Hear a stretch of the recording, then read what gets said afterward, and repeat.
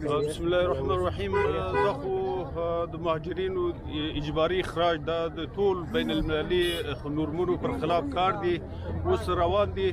اوس زموږ وطنداران دی خواته اوړي، ټول زموږ ورونه دي. مونږ ان شاء الله اسلامي امارات څومره خپل وس مطابق به ان شاء الله خپل وطن کې به مونږ کوشش کوو د دې ضرورت او د مشکلات حل سي. دغه لپاره راغلي نږدې نه د دې دغه ځای حالات وضعیت وګورو، د دې حل لپاره به ان شاء الله مونږ خپل کوشش کوو.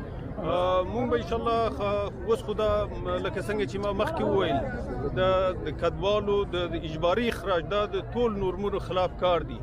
اوس دغه کار کیږي، زموږ ورونه زموږ خويندې دې خواته راځي، د دې خپل کور دی وطن. ګرچې دلته څه مشکلات هم وي، اوس څه وکړو، دا یو الزامي او اجباري کار دی. خپل وطن خپل کور دی، ان شاء الله دلته زموږ څومره وس یې هغه به خپل ټول توان خپل وس به ان شاء الله مصرفوو، خپل خويندو خپل ورونو ته به د مشکلات کم سي یا رفع سي.